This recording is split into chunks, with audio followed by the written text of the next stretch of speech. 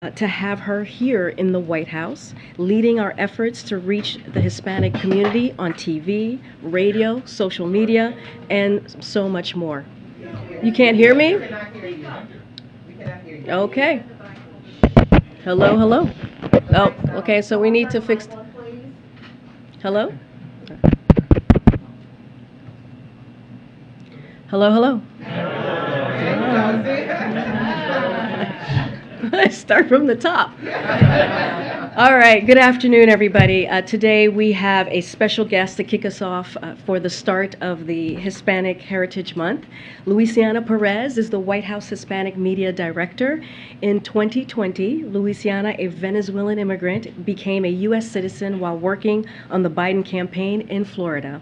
And we are very, very lucky to have her here in the White House, leading our efforts to reach the Hispanic community on TV, radio, social media, and so much more. With that, I am so excited to bring her here to the podium.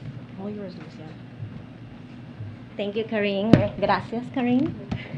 Hola, mi nombre es Luisana Pérez Fernández y soy la directora de medios hispanos de la Casa Blanca. Hoy es el primer día del mes de la herencia hispana, un mes para celebrar la historia y los valores que la comunidad hispana aporta a nuestro país. Durante el mes nacional de la herencia hispana, reafirmamos que la diversidad es una de las mayores fortalezas de nuestro país. Nuestra gente enriquece los vecindarios, las artes y la fuerza laboral. Nuestra administración celebra las voces y los logros de la comunidad hispana no solo durante este mes, sino durante todo el año. También reconocemos las luchas e injusticias que enfrentan, especialmente aquellos ataques bajo la administración anterior. Cuando el presidente Biden asumió el cargo, se comprometió a promover las oportunidades y la equidad para todos en nuestro país, incluida la comunidad hispana. Para el presidente, esa promesa no fueron solo palabras. Su compromiso con nuestra comunidad se puede medir por las acciones y el progreso logrado. Gracias al presidente Biden, vimos la mayor caída en un año en el desempleo latino. Entregamos miles de millones de dólares en préstamos a pequeñas empresas hispanas.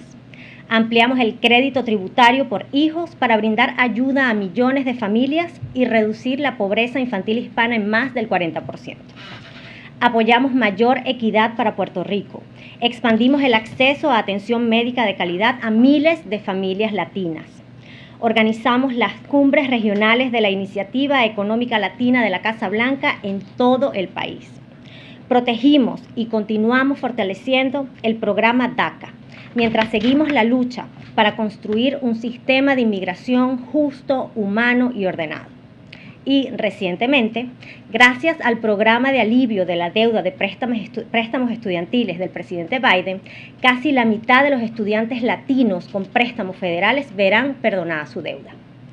Esta noche, el presidente Biden asistirá a la gala del Instituto del Caucus Congresional Hispano para dar inicio a la celebración del mes de la herencia hispana de la Casa Blanca, donde honrará las contribuciones del Caucus Hispano del Congreso y los líderes latinos. Durante su discurso, el presidente resaltará el trabajo que está haciendo la administración para crear y promover oportunidades para las familias latinas. Hoy damos inicio al Mes Nacional de la Herencia Hispana, celebrando el progreso y la prosperidad que continuamos creando para las comunidades latinas desde que el presidente Biden asumió el cargo. Y nos comprometemos una vez más a ayudar a las familias latinas. Gracias. Gracias. Thank you so much, my friend and my colleague. Okay, so just to do the English version here. Today marks the first day of Hispanic Heritage Month, when we honor the rich history and values the Hispanic community contributes to our nation. During National Hispanic Heritage Month, we reaffirm the diversity is one of our country's greatest strengths. The Hispanic community enriches our neighborhoods, small businesses, workshop, media, and arts. We uplift the voices and accomplishments of the Hispanic community, not only during this month, but throughout the year. We also acknowledge the struggles and injustices that they face, particularly under the previous administration's attack against the community. When President Biden took office, he made a commitment to advance opportunity and equity for everyone in our country, including the Hispanic community. For the president, that promise wasn't just words. His commitment to the community was for real action and progress. Thanks to President Biden, we saw the biggest one-year drop in Latina unemployment. Our administration has delivered billions of dollars in loans to Hispanic small businesses, expanded the child tax credit to provide help to millions of families, and reduced Hispanic child poverty by more than 40%. Expanded access to quality health care to thousands of Latino families, supported equity for Puerto Rico, hosted regional White House Latino Economic Initiative summits across the country, and protected and strengthened the DACA program while we continue the fight to build a fair, humane, orderly immigration system.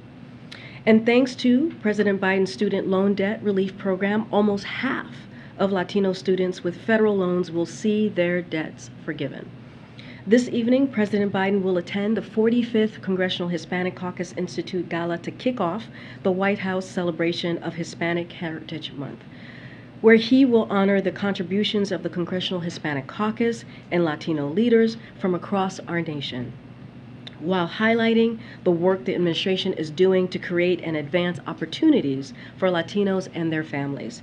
This National Hispanic Heritage Month, we celebrate the progress and prosperity and we are continuing to create for Latino communities since President Biden took office, and we commit to lifting up Latino families.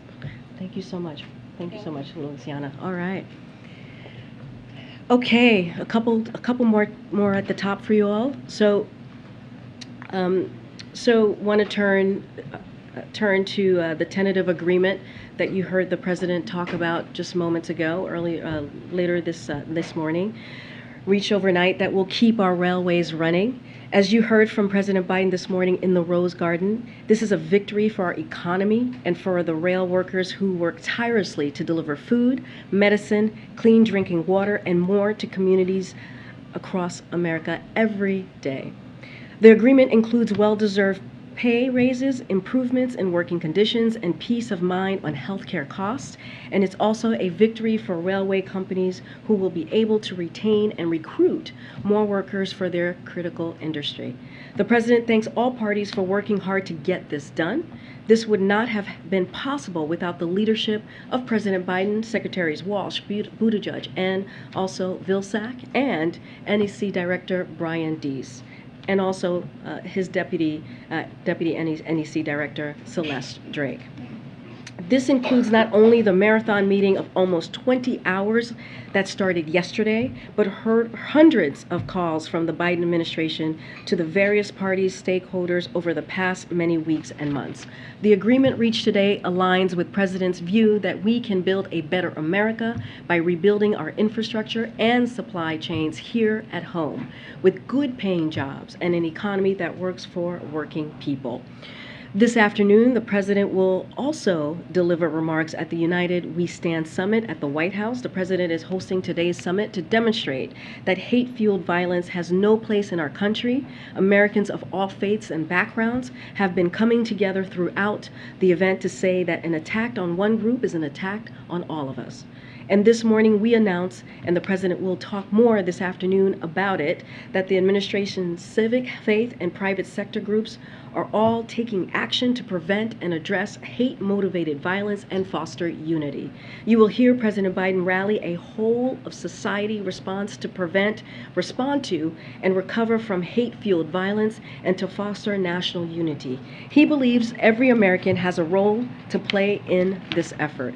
The summit will end by honoring a group of uniters, people from around the country who are leading extraordinary work in their communities to stand together and build bridges, heal divides, and stand together against hate. They represent the best of America. Looking ahead, some additional details on President's bilateral meeting that's happening tomorrow with the South African President. Tomorrow, President Biden will host South African President Ramaphosa at the White House. President Biden looks forward to consulting with President Ramaphosa on a range of topics, including climate crisis, opportunities to increase trade and investment to benefit both South Africans, and Americans, and other pressing global challenges. In addition, Vice President Harris will host President Ramaphosa for breakfast tomorrow morning at the Naval Observatory and looks forward to discussing the U.S.-South African partnership on global health security, space cooperation, and other areas of bilateral engagement. And finally, on Friday, tomorrow, President Biden will hold meetings at the White House with Brittany Griner's wife, Sherelle Griner, and Paul Whelan's sister, Elizabeth Whelan, to discuss his continuing commitment to bringing their family members home safely. As we have said before, we believe that Russia is wrongfully detaining Brittany and Paul under intolerable circumstances. And as you know, we have been directly engaged with the Russian government through appropriate channels. We made a significant offer a couple of months ago through the same channels we used for Trevor Reed. We have followed up on that offer repeatedly and will continue to pursue every avenue to bring them home safely. With that, Darlene? Thanks, Karine. On the meeting tomorrow with the Griner and the Whelan families, is there anything more you can say about how we've gotten to this point where he's actually physically going to be in the same room with the families? It's something they've wanted for a long time. So one of the things that the president wanted to make clear is, and one of the reasons he is meeting with the families, is that he wanted to let them know that they remain front of mind and that his team is working on this every day, on making sure that Brittany and Paul return home safely.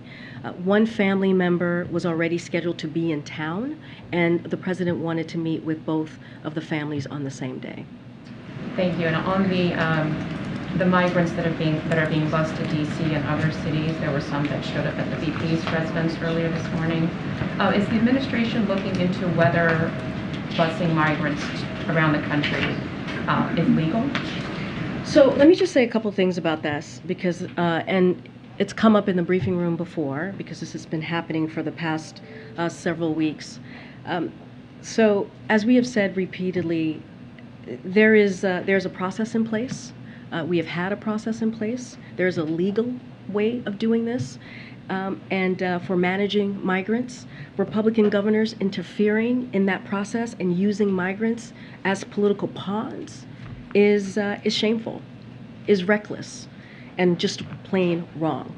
And remember, these are people who are fleeing communism, who are fleeing hardship. And if these governors truly care about border security, they should ask Texas Governor Ted Cruz and Florida Senators Marco Rubio and Rick Scott why they voted against the president's request for record funding for the Department of Homeland Security. So this is what they have done. These both senators Marco Rubio, Senator Rick Scott, have voted against, did not vote for, this funding that would have helped the Department of Homeland Security. That is just a fact. And also the fact that that Fox News and not the Department of Homeland Security, the city or local NGOs, were alerted about a plan to leave migrants, including children, on the side of a busy DC street makes clear that this is just a cruel, premeditated political stunt. This is what they are doing. And a couple more things. The migrants, including children, who arrived in Martha's Vineyard were misled about where they were being taken and what would be provided when they arrived, is also deeply alarming. The children Governor Abbott abandoned in Martha's Vineyard, the children that Governor DeSantis abandoned as well, deserve better. They deserve better than being left on the streets of D.C. or being left in Martha's Vineyard. They deserve a lot better than that. And as we have done many times in response to attempts to create chaos and confusion by Republican governors, we are working to manage the consequences of these two stunts as well. And when you say there's a legal way of doing this, are you implying that the way it's being done now is illegal? So I'll say this. We've been asked about if we're going to take any legal action. I would refer that to the Department of Justice. But there is a process. There's a process of taking in migrants. There's a process that is in place. And what they are doing is a legal stunt, is a political stunt.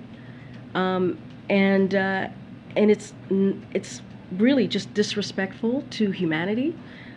It doesn't afford them any dignity, what they're doing when you are abandoning families and children in a place where they were told they were going to get housing, in a place where they were told they were going to get jobs, or abandoning on the DC streets.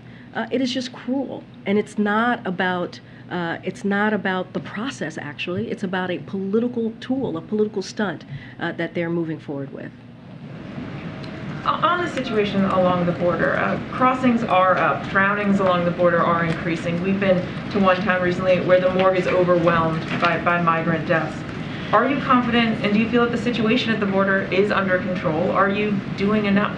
So, what we have been doing is doing the work that wasn't done by the last administration.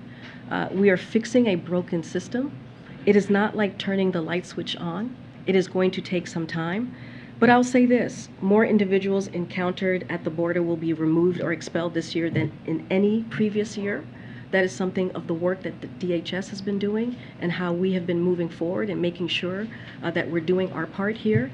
We have made over 3,000 arrests in the first 3 months of launching an aggressive campaign to combat the multi-billion-dollar human smuggling industry. So we have seen the work that we have done and how it's been effective. And again, there is a process in place to manage migration flows. That includes expelling migrants as required by court order under Title 42, transferring them to ICE custody, or monitoring migrants through the alternatives to detention program as they await further processing. So there is a process in place. What these Republican governors are doing, again, is they're using people, they're using desperate people who are trying to come here because they're fleeing communism themselves, as a political pawn, and it's horrific and it's shameful. The busing aside, how do you explain this influx?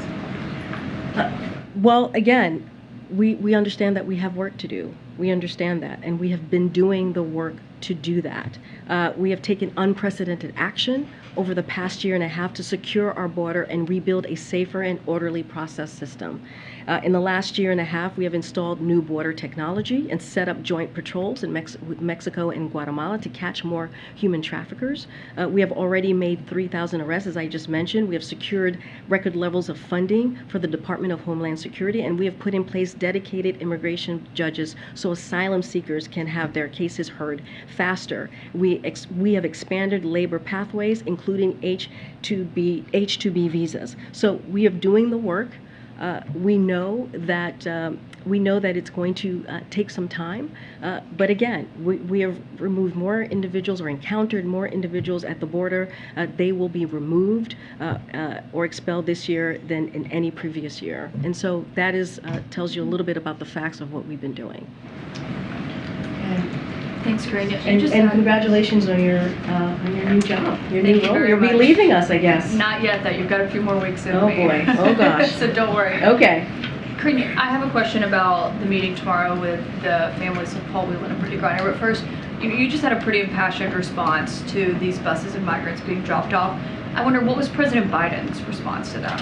I have not spoken to him about this specifically. As you know, we've been busy. He's been busy the last several hours with the rail negotiations and averting a crisis, and with the work that he's been doing with his administration. So I've not had a direct conversation about this specifically. And these meetings tomorrow with the families of Paul Whelan and Brittany Griner, are they going to happen simultaneously, or are these separate meetings that he's having? And is he going to offer any kind of update for them on the efforts to bring their loved ones home?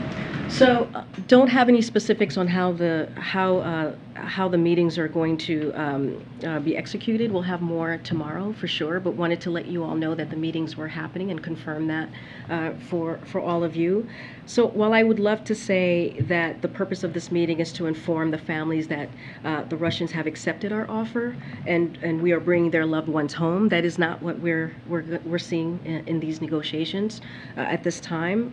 Look, as we have said, the Russians should accept our offer. They should accept our offer today. We will keep working diligently until the day we get to share that good news. But again, the president wanted to make sure that their families understood that they were front of mind and that his team was working tirelessly every day to get Brittany and Paul home safely. But they shouldn't be expecting any kind of an update in a substantive way on that front, you're saying? Again, like I said, we would love to be saying today that we have news about Brittany and Paul coming home today. That is, unfortunately, that is not where the negotiations are at this time. Again, the Russians should accept the offer that's at the table, and we will encourage them to do that. Thank you. Good, and welcome back. Hey, thanks so much. I just wanted to follow up on the Martha's Vineyard situation. Is it possible to, I don't know, I mean, what recourse do you have when those kind of situations happen? And then I have another question. So I can tell you what the administration is doing. So as we have done many times in response to these types of attempts by Republican governors to create, really what they're doing is creating chaos and they're creating confusion. So we are working to manage the consequences of these stunts. The administration has been in regular touch with the cities, and FEMA regional administrators have been meeting with city officials on site to coordinate available federal support from FEMA and other federal agencies. Funding is also available through FEMA's emergency food and shelter program to eligible local governments and nonprofit organizations upon request to support humanitarian relief for these migrants. Okay. And then just today, the World Bank and then separately the IMF warned about real risks, downside risks to the global economy. The World Bank says that there's a growing risk of a global recession. Obviously, a lot of concern about high inflation here in the United States and the rise in interest rates all over that is impacting developing countries particularly. Can you say at this point whether you think a global recession can be avoided and what your concerns are about the interest rate increases? I realize the Fed is independent, but the consequences of these sort of synchronized interest rates. So a couple of things. I'm not going to get into hypotheticals. I'm not going to predict from here, especially on something so important as the economy. I'll leave that to the experts to do. Look, what we have said, what the president has said very clearly, is that the number one economic priority is tackling inflation.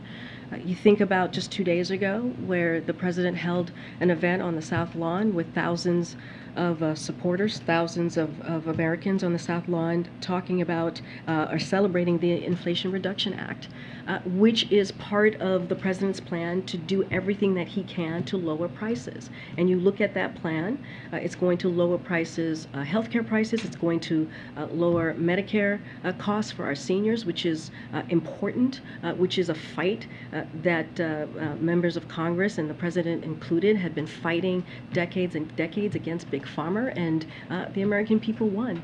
We were able to beat wealthy special interest.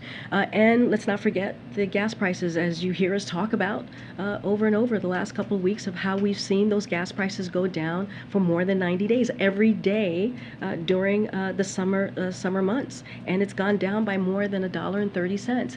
This is the work that the president's going to continue to do to make sure that we're lowering costs, and it's part of his economic plan to make sure that we don't leave anybody behind, that we're building an economy from the bottom up and the middle out, as you've heard him say as well. Look, it is something, as far as the interest rate, and you know, we're the Federal Reserve is independent. One of the areas that is a part of the president's plan is that they have their independency, and we leave it to them to make their decision on what fighting inflation is going to look like, what the monetary tools they're going to use to do just that. Again, they're independent, so we will not comment on that. But look, we also understand that high costs are really hurting families, which is why we have done the work that we have done these past several months, and we'll continue to make sure we find ways to lower costs for families. I think what I'm asking you is, what is the impact? You're working on a domestic problem and lowering prices here and lowering inflation here, but it's having a profound impact on the rest of the economy. And I wonder if you're concerned about the impact this is all having on developing countries. So, I mean, development is arrested, stopped. I understand. Poverty is stopped. I understand. You were asking me also for me to predict, which I can't do from here. I am not an economist, so I cannot predict for you. Look, we're dealing with a global challenge. We have talked about this. We're dealing with the global challenge of a once-in-a-generation pandemic, and we're dealing with the global challenge of a war in Ukraine that was started by the Kremlin, that has hurt food prices, that has hurt oil prices, which is why we have done the work that we have done to lower gas prices over the last couple of weeks. But yet, yes, this is a global challenge. It's not just America, as you all know, as you're laying out for me, that's dealing with inflation. And this is why the president has made this top of mind and continues to make his priority, tackling inflation, his number one economic priority. So we're going to continue to do that and focus on that. Remember, there's the Inflation Reduction Act, there's the CHIPS and Science Act that just passed, there's the bipartisan infrastructure legislation, there's the American Rescue Plan. All of those things, in particular the American Rescue Plan, put us on a better footing than most of our global partners. And so that's because of the work that we have done the last 19 months. Okay, go ahead, Steve. Thanks, Karine. On the railroad tentative agreement, it's been reported that the companies have agreed to give the workers one paid sick day. The unions asked for 15 paid sick days. Why is that a deal the workers should now accept as it goes to a ratification vote? So as you know, Steve, the government is not a party to this deal, and so we're going to leave the specifics of the deal to the two sides. It's not something that we're going to comment on. But the president today called it a win for the country. He suggested that the working conditions will improve. Is he going to get engaged to see to it that the workers ratify these contracts? So the way that, as we look at the terms that was agreed upon, look, rail workers will get well-deserved pay increases. That matters. That is important. Improved working conditions. That is important. And peace of mind around their health care costs. All of this is hard-earned. So the agreement is indeed a victory for railway companies as well, who will be able to retain and recruit more workers for an industry that will continue to be part of the backbone of American economy for decades to come. But we have to remember what we averted here. This would have been devastating for our economy, devastating for our supply chain. So what we saw the last few hours in this agreement is that it is good for our economy, and it is good for the American people. What did the president say when he called into the talks last night? What did he say that maybe pushed it over the finish line? So the president's message, it was very clear. We must get a deal done. He pushed them once again to recognize the harm that would hit families, farmers, businesses, and entire communities if there was a shutdown.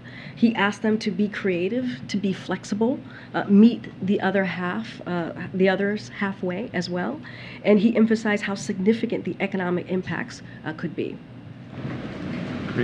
Senator Baldwin has said this afternoon that the bill on same-sex marriage is going to be pushed until after the election, and that she's confident that it will pass at that point, signaling, I suppose, that they think the Republican votes will be available after the election, not before. I'm wondering whether the White House has any comment on the timing of that bill. So the American people, Democrats, Republicans alike, support marriage equality.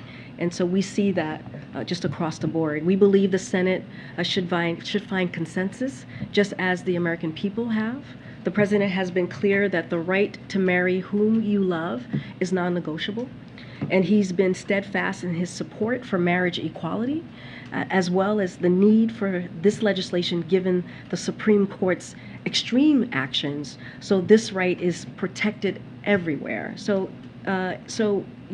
as far as the mechanics of this and how this moves forward in the Senate, we leave that to Congress. We leave that to the leadership in Congress. And there's another sort of very different topic. A couple of Republicans wrote the White House today seeking information about the student debt plan. It's Representative James Comer and Virginia Fox. They're concerned that officials who worked on the plan themselves may benefit from it and are seeking documentation about how many White House aides would benefit from the student debt cancellation. Do you have any response to that? So, I appreciate you just got the letter today. Yeah, I haven't seen the letter, so I certainly am not going to respond to something I haven't received, but I'll say... That they wonder something's amiss and people who have debt are working on the plan. Let's be very clear here. There's always so much noise around the student loan debt relief.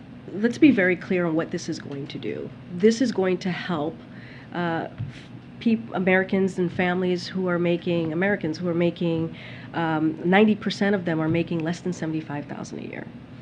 That is going to give a huge relief to so many of them who are going to now maybe be able to put money down on a house, who are going to be maybe able to start a family. That's 90% is for people who make $75,000 and under.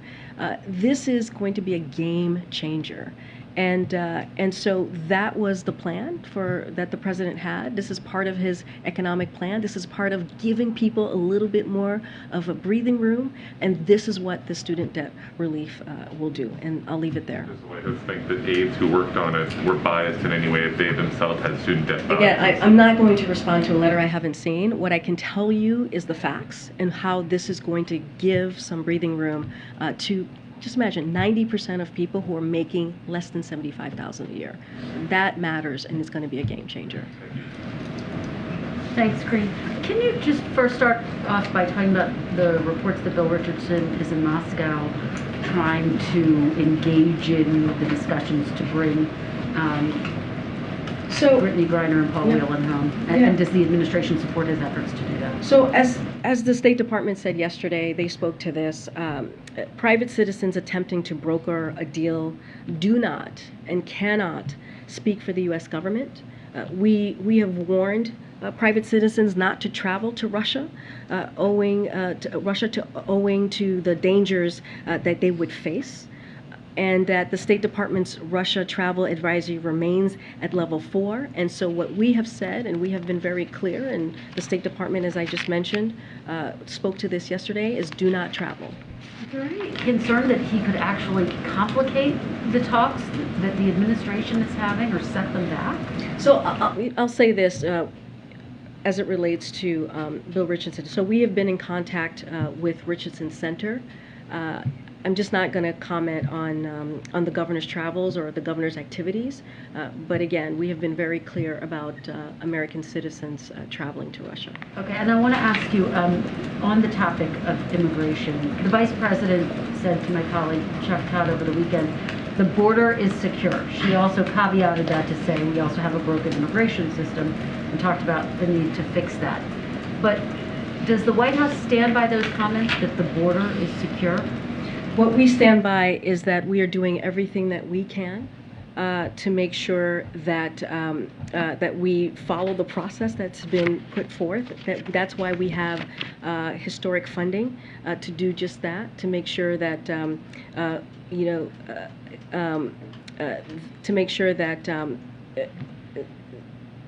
that the folks that we encounter at the border be removed or expelled. And again, the facts are more individuals encountered at the border will be removed or expelled this year than in any previous year. But that's the work that we have been doing. Is the border secure? I'm just going to refer back to the Vice President. We agree with her. She is saying that there's a lot of work to do, right? She also said that in that very statement. We agree that the border is secure, but there is still more work to be done. I guess the question becomes how you can make that argument when all DHS has said it's bracing for these potentially 2 million migrants to come. which So, would be a record in the coming months. You know, we'll say this, rebuilding the immigration system, especially one that was decimated under the previous administration, won't happen overnight. We're not going to flip a switch and get that done. That's what I said at the beginning. We know that there's work to be done, but we're doing the work to make sure that that we remove and expel folks who are coming here, who are being encountered at the border. So. As the actions of listed out show, as I've listed out show, we're committed to getting it done and getting it done right. We need to do it in a humane way. We need to do it in a safe way. And as we have repeatedly said, a long-term solution can only come from a comprehensive legislation that brings lasting reform to a fundamentally broken system. We understand that, and that's why we continue to call on Congress to also act. So we get it. It's a fundamental long-term issue. It is a broken system, but we are also doing the work. And you know, I have to say, the work that what we're seeing Republicans doing. Elected officials using migrants as a pawn is not the way to move forward on this. That's not how we're going to get this done. If they want to help us, then they should help us by voting for funding that will get the Department of Homeland Security funding that they need to fix the system, or by helping pass a comprehensive immigration reform bill. So just one more thing I want to say. According to NPR, the migrants said a woman they identify as a Perla approached them and lured them into boarding the plane, saying they would be flown to Boston where they could get expedited work papers. The migrant said she, Perla, offered us help that never arrived. That's not how you treat people. That is inhumane. That's not how we should be doing things. There is a process in place. Yes, is there more work to be done? Yes, absolutely. But there is a process in place, and that's what we should be. That's what these governors should be doing.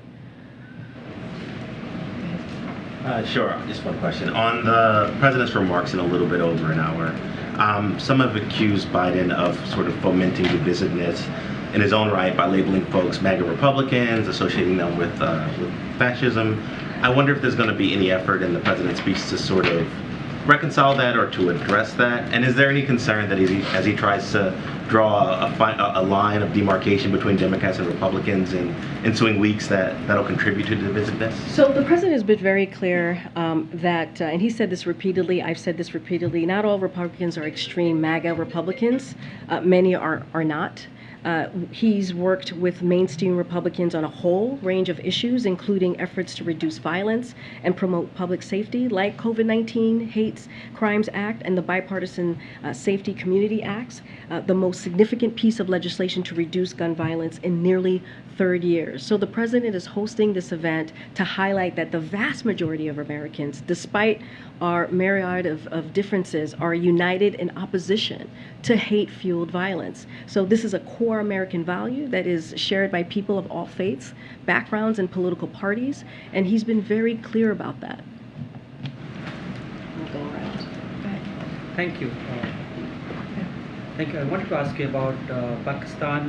Last week, U.S. has announced that it will be giving $450 million F-16 fighter jet fleet sustainment program to Pakistan. And if you remember, in January 2018, the then president had announced a blanket ban on all kinds of security assistance to Pakistan at that point. And this had remained so far. Has President Biden lifted that restrictions on Pakistan? So I want to be very clear about this. The proposed F-16 sustainment package for Pakistan is a proposed sale and is consistent with standard sustainment packages. So I would refer you to the State Department for more information on that particular package. But what about the president's restrictions on any security assistance to Pakistan? Does that remain in place, or has that been lifted? So, I mean, you were asking me about the F-16, so I just laid that out for you. So I'll say this: the strategic partnership between the U.S. and India is grounded in our shared commitment to the advancement of free and open Indo-Pacific region, the rule of law, and the promotion of human freedom and dignity. We consult closely with India on regional developments, but I'm just not going to comment on any diplomatic discussions. I just laid out what the F-16 package is consistent with our standard sustainment packages, as I just laid out. Any more on that? Any more on our diplomatic engagement? I would refer you to the State Sorry, Department. if I was not able to explain. Yeah. My question was about U.S. assistance to Pakistan on security-related issues. It was not about India-U.S. relationship. Oh, okay. Okay, because you said about the F-16. Yes, F-16. But this is for the first time in 3.5 years that U.S. has given any security assistance to Pakistan, and this was blocked in 2018 through a tweet by then President Trump. After that, U.S. has not given any security assistance to Pakistan. Okay. This was the first time after that. So my question is, has Okay. President Biden lifted that restrictions on Pakistan? Okay, so with that specific question on security assistant, I would have to go back to the team and get back to you on that. I thought you were asking about F-16 specifically, and that's the answer that I provided for you on that. Nothing has changed on that particular package, but on the security assistance, I'm happy to check with the team and get back to you. Secondly, on Pakistan is going through a lot these days Yeah. because of floods. What is U.S. assessment of the humanitarian situation there? So we've provided a total of $53.1 million this year alone to support disaster resilience and flood response in Pakistan. Additionally, CENTCOM is airlifting 41,200 kitchen seats, 1,500 rolls of plastic sheeting, 35,000 plastic tarps, and 8,700 shelter fixing kits, helping more than 300,000 people with shelter and household needs. And USAID has deployed a disaster assistant response team to lead the U.S. government's continuing humanitarian response efforts in Pakistan, and has deployed technical experts from CDC to assist with the public health impacts of the flood. Again, since 2010 floods, the United States has supported preparedness, resilience, and disaster risk reduction efforts in Pakistan, improving the ability of communities to withstand and respond to disasters like this one. I'm going to move around. I'm going to move around. Go ahead, April. Karine, two topics. What teeth are we expecting from the summit today? Things that are punishable, things that are not just policy, but could move into a law. So you're asking, like, what are the deliverables, essentially? What are the deliverables, Okay. concrete, tangible deliverables? So a couple of things that we've announced already is a new agency actions to strengthen the federal government's coordination and community engagement to prevent, respond to, and recover from hate-fueled violence. Federal agencies are also announcing new steps to strengthen the resources available to local schools, law enforcement agencies, and cultural institutions like museums and libraries to prevent or respond to hate-fueled violence. There's a bipartisan former White House officials. They will launch Dignity.us, US, a citizens' initiative to address hate-fueled violence in America, to foster dialogue to communities across the country, and identify solutions to address hate-fueled violence. There's a new Pluralists, a cross-partisan group of philanthropic and field leaders is mobilizing $1 billion in new investments to increase support for programs that build bridges among Americans of different backgrounds to foster unity. And also more than 140 mayors have signed a new bipartisan compact to combat hate and extremism, committing to stand up against hate violence and increase their support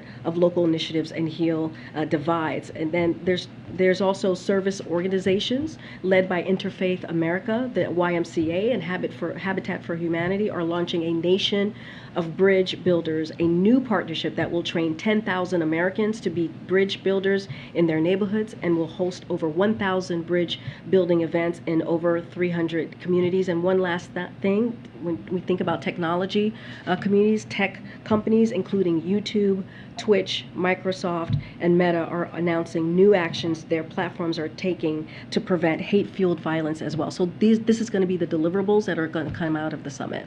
This is about prevention, but is there an effort to work with Congress in this moment, as you're having this summit, to bring forth new laws, more punishments, different punishments? I don't have anything new to preview at this time that's happening with Congress. Clearly, we believe these deliverables, these rundown of actions that I just provided, is a first step to getting us into a place where we're dealing with a real issue, where we're addressing hate-fueled violence in communities that we see across the country. And then the last topic, on what you call this political stunt with the asylum seekers. Let's specifically get into the locations. Martha's Vineyard, the Naval Observatory. Can you talk to the issue of, you said Boston. It's an island that they sent the asylum seekers to. An island that is known to be, in some instances, a Democratic haven. Former presidents, former Democratic presidents vacation there, own homes there, etc. Could you speak to that as well as the Naval Observatory? What I could say, and I've been very clear, it is a political stunt. That's what we're seeing from governors, Republican governors in particular. And it is a cruel, inhumane way of treating people who are fleeing communism, people who are, and we're not just talking about people, we're talking about children, we're talking about families who are promised a home, promised a job, put on a bus, and driven to a place that they do not know.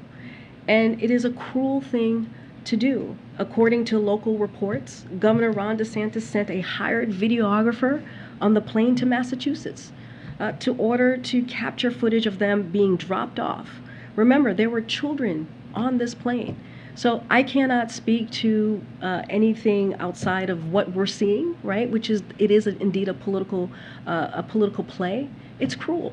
It is a cruel way for elected officials, the people who have power, the people who are elected by their constituencies, to behave in this way, and we should call it out. And other Republicans should call it out. Republicans should be, their colleagues should be calling out the cruel way that they are playing and what they're doing with their cruel political games. And again, these are families that are including children. All right. House Democrats are currently making a push to try and include free universal school meals in the CR as a waiver for this year. Is that something that the president would support? I'm not going to speak to any specifics of what's going to be in or out of the CR. What we believe is that we've been here before. We were here just last year, and we were able to get this done. And we believe Congress can move forward, just like we were able to do this last year. Look, we're going to do our job. We're going to talk to members of Congress on the Hill. We're going to have conversations. We're going to make it very clear how important it is to make sure the CR gets passed. But I'm not going to get into specifics of what we're going to accept or not accept. Yeah, on trains, the deal with the railroads came down to offering unpaid sick leave. Is that a good deal for the workers? And what is the president going to do to convince workers that they should vote for that contract? So just to step back for a second, this is a tentative deal and is actually a standard part of the ratification process. The tentative agreement now goes back to the unions for a vote, and as part of this tentative agreement, the parties have already agreed to a post-ratification cooling off period of several weeks to make sure that if a vote doesn't succeed for any reason, there is not an immediate rail shutdown. So this deal is right on track, and we expect the broad support for both the labor and industry sides to continue. I'm not going to speak to specific items of the deal. That's for them to decide. Go ahead, Karen. Thanks, Karine. To go back to Bill Richardson and Kristen's questions, has the president spoke to Bill Richardson around this trip to Moscow? I don't have anything to preview. All I can tell you is that we have been in touch with Richardson Center. And you said that Russia should accept the significant offer that the administration had made for Griner and Paul Whelan, and you had said that the administration has followed up on that offer repeatedly. What does that follow-up look like? Is Russia not responding, or has Russia rejected that offer repeatedly? I'm not going to get into private negotiations at the podium just because of security reasons, and we want to make sure that we're having these conversations in private. So I'm not going to go into specifics, but I can say the Russians should accept our offer. We made a substantial offer, and I'll leave it there. But when you say followed up repeatedly, there's clearly, it sounds like there's a frustration that there's something that's not coming back. Again, from the Russians should accept our offer. I'm not going to go into any specifics anymore on that. We'll go to the front. Sorry, Nancy. Thanks, Karine. I wanted to clarify something you said at the top. So the administration got no advance notice that this bus was heading to the side of Massachusetts Avenue in front of the Vice President's residence? So I haven't spoken to the Vice President about this or her team to ask specifically if they were aware of this this morning or last night when it occurred. So I can't speak to that at this time. Because you mentioned at the top that you weren't alerted, but Fox News was. So I just wanted to make sure I understood you correctly. Yeah, that is exactly what we have learned. Is there anything that the administration... Oh, I see what you're asking me. Yeah. You're asking me, yes, no, we were not alerted. Like Department of Health, the Department of Homeland Security was not alerted. We were not alerted of this. I thought you were asking me specifically about the VP's residence. Right. Yeah. No, I meant, Okay. I mean, did you get any No. advance notice from the state of Florida? No, that what this- my statement stands. We were not alerted. Is there anything that the administration can do to prevent the governors of Florida or Texas or any other state from sending buses of migrants to the states of their choice? So,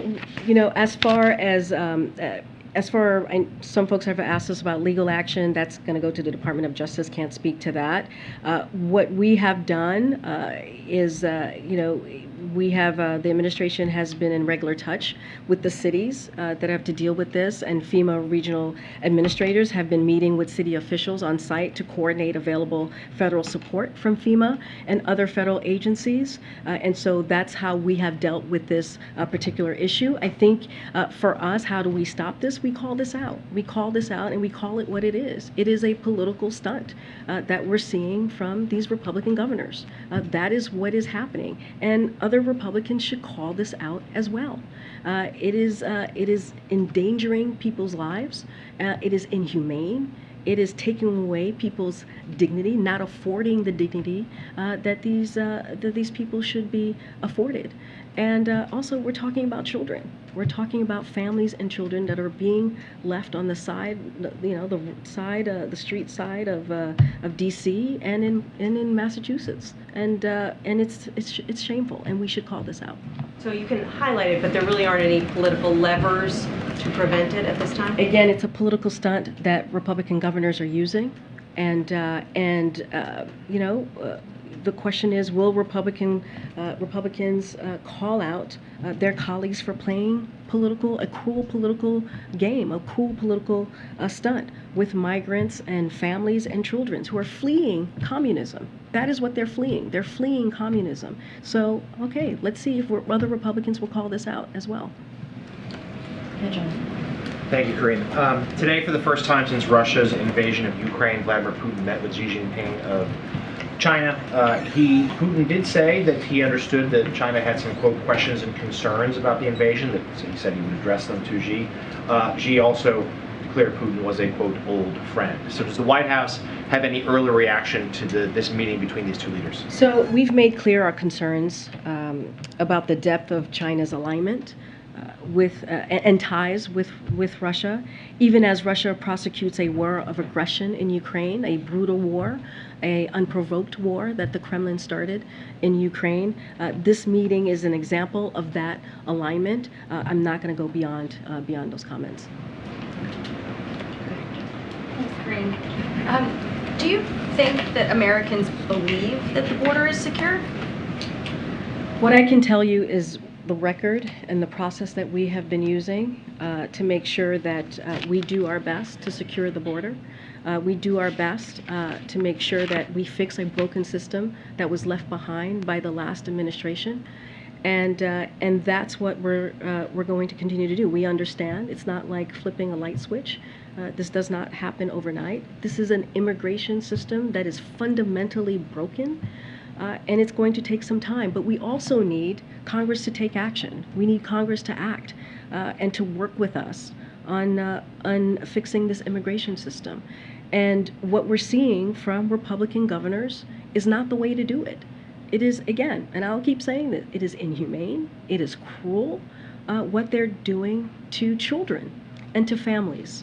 And if they want to work with us on securing the border, on fixing the immigration system, we're happy to do that. Isn't There's some risk, though, that voters might feel like they're being lied to. When we're seeing images of, in El Paso, they've released 1,000 migrants on the street because the processing centers are overwhelmed there. How is that humane? How is that safe, as you guys talk about so often, when it's overwhelming border cities, and they're asking the Biden administration to reimburse them for charter buses to get them out of the area because they're totally overwhelmed. So again, it is a broken system, the immigration system, and it was decimated by the last administration. That is a fact. It was decimated by the last administration. What the last administration wanted was a border wall that was ineffective and used a use of taxpayers' dollars, and that's what we saw from the last administration. But just recently, CBP reported that that new wall along the southwest border was breached over 3,000 times, that new wall. And between fiscal year of 2019 and 2021, it's required $22.6 million in repairs. That's what we're trying to deal with a decimated system that was certainly not helped by the last administration. Look, we understand. I'm not saying that there's not more work to do. We are saying there's more work to do. We are saying that the system is broken. But we are saying that as well, we have done a lot of work here to fix this system. And again, more individuals encountered at the border will be removed or expelled this year than in any previous year. Those are the facts. Do you have a message for the migrants, though, who are saying that the border is open? I mean, today we talked to a few who arrived in D.C. They said that the border is open. We know it's open because we come, we enter, no problem. We haven't heard a message from the administration in a few months telling people not to come. We've heard you guys talking about trying to make it a more orderly process, but you're not telling people not to come. So Department of Homeland Security Secretary Mayorkas has been very clear. He was on TV recently talking about this, talking about the work that they do. And so I will leave it to the Department of Homeland Security to speak to that specifically. But again, this is a broken system, and we want to see Congress act. We want to see bipartisanship to fix the immigration system. We are trying to fix a system that was decimated by the last administration. And again, we are calling for Congress to take action. Another question on inflation. The president dismissed the inflation report and the stock market sell-off on his way out of town yesterday, and then he said that test driving an electric car that costs more than double the average American's yearly salary made him feel optimistic. Do you have a response to critics who say that this administration's out of touch? Wait, can you say that one more time? The president dismissed? He dismissed the inflation report. He said he wasn't worried about it. We're talking about 0.1%. And then he said he wasn't concerned about the stock market sell-off because he said the stock market doesn't represent the broader economy. And then he went to Detroit and test drove a vehicle, an electric car that's just out of price range for the average American. So I get your question now. So the president's number one priority, economic priority, has been lowering cost for the American people. You think about the Inflation Reduction Act, which was only passed by Democrats. Republicans refused to get on board and pass it in a bipartisan way. It lowered costs for Medicare recipients, capped that at $2,000 a year when our seniors are paying $2,000 or more a month. And then you have Republicans as well who want to put Social Security, and they want to put Medicare on the chopping blocks. So that is the work that we are doing as Democrats. We're trying to do everything that we can to lower costs. We're trying to do everything that we can to make sure that, families keep their Social Security, unlike Republicans, and families have Medicare, unlike what Republicans want to do, which is take that away. Look, the question that the president was asked about the day before yesterday, which shows more progress, that data, the CPI data, which is what he was speaking to, shows more progress in bringing global inflation down in the U.S. economy. Overall, prices have been essentially flat in our country these last 2 months. That is welcome news for American families, but no doubt we have more work to do, and we understand that. And so we are seeing some encouraging sign, including inventories up used vehicle prices down, and a cooling housing market, which is important. It will take more time and resolve to bring inflation down, which is why, again, we passed the Inflation Reduction Act, we meaning Democrats, not Republicans, to lower costs of health care, to lower costs of prescription drugs, to lower cost of energy. And, the president's economic plan is creating good jobs and bringing manufacturing back to America. We've seen more than 600,000 manufacturing jobs return to the U.S. in the last 19 months of this administration. I'm going to move on. Okay, go ahead. Okay, so you mentioned that you, on immigration, that you would like to see, Congress act. Has the White House at all engaged with, lawmakers on Capitol Hill on this? Has there been any sort of updated timeline on kind of when you want to see any action on this? So we would like to see an action as soon as possible. So the president proposed a comprehensive immigration reform package on his first day in office, and he continues to call on Congress, as you just heard me say, to get this to his desk for him to sign. So again, congressional Republicans should stop blocking bills to build a safe, orderly, humane immigration system. There is not action from them to actually deal with this issue that we're seeing with the immigration system. So the team here at the White House is in regular touch with Congress, as you're asking me, on a number of priorities, including immigration reform, and we will continue to, again, urge Congress to get that bill to his desk. And another question, Reuters is reporting that, the Biden administration is kind of asking Mexico to accept more migrants from Cuba, Nicaragua, Venezuela under Title 42. Is this something that, the administration is asking for? Are there concerns that there's an increase of, individuals coming from those countries? So I'll say this, any diplomatic negotiations or conversations, I would refer you to the State Department on that specific question. But on more broadly, on the matter of Title 42, our views have been very clear. Title 42 is a public health authority. It is not an immigration authority, and that authorities rest with the CDC. As you've heard us say many times, a court ordered us to continue enforcing the CDC's Title 42 authority, and we will continue to comply with the court orders for as long as it remains in effect. But anything with negotiations with any of the countries, I would refer you to the State Department. Thanks, Karine. Oh, okay, let me take two more. Great. I'm trying to call on folks. I just follow up on South Africa. Can I do a quick follow-up on the upcoming summit? Go ahead, South Africa. Okay, thank you. You said at the top that during their bilateral meeting tomorrow with President Ramaphosa of South Africa, they will discuss climate crisis, investment, and other global issues. Will that include the Russia war in Ukraine? We know that Russia was one of the African countries that refused to be dragged into the proxy war between the US and Russia. I don't have any more specific to what I just laid out about the issues that they would be talking about.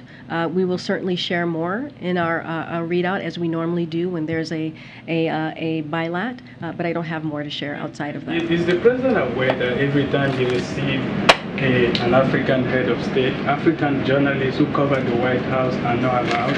Like, I'm not allowed to be there tomorrow. Is that something that sits well with you? Are you okay with it to have an African president being received by President Biden and the African who cover the White House? Well, let me check into that, because that is a serious claim, and we take those claims very seriously, obviously. And so let me check into that. That is not something that I'm aware of. So my question actually is, who makes the decision? Who tells the White House not to allow us when we send? Well, you're saying I need to check in on what you're stating here. That is a serious statement that you're making. So before I go any further, I need to just check in on that. I'm always happy to talk to anyone after the briefing in my office, or make a schedule appointment to have this conversation. But again, what you're saying is a strong accusation, if you will, and I just need to check in on that before I move further. I need to check in on that before I move further. I will not be allowed to be there tomorrow. So it's a claim that has been established, and that was the same thing that happened when Saki was here with the president of Kenya. And do you understand the frustration of people like me who cover the White House? Simon, I understand. I wholeheartedly understand your frustration. But before I can speak to this, I need to actually check in on it so that I can give you a fulsome answer. So let me check in on this and we can talk about it. Thank you, Karine. If I could please quickly update on the upcoming summit. But first, I'd like to extend to you a happy Hispanic Heritage Month as the son of a Latino immigrant. So, well, thank you. My question is very straightforward. You just mentioned recently about the work that Republicans have done together with the president in combating hate. And my question is, if you could share with us some of the prominent Republicans who are planning to be participating in this upcoming summit. So if you see the agenda, you'll see we have bipartisan group of folks participating today. We really believe that the vast majority of Americans, including Republicans, including Democrats, including independents, are united against hate-fueled violence. This is a core American value that is shared by people of all faiths and backgrounds and political parties. So this event is featuring people of diverse backgrounds, ideologies, as well as bipartisan group of elected officials and leaders who share the view that we all have a role to play in bridging the divides in our communities and working to eradicate the hate-fueled violence that tears apart communities and hurts our democracy. Again, if you take a look at the agenda, you will see the bipartisanship there. I'll see you guys tomorrow. Thank you, everybody. Thank you.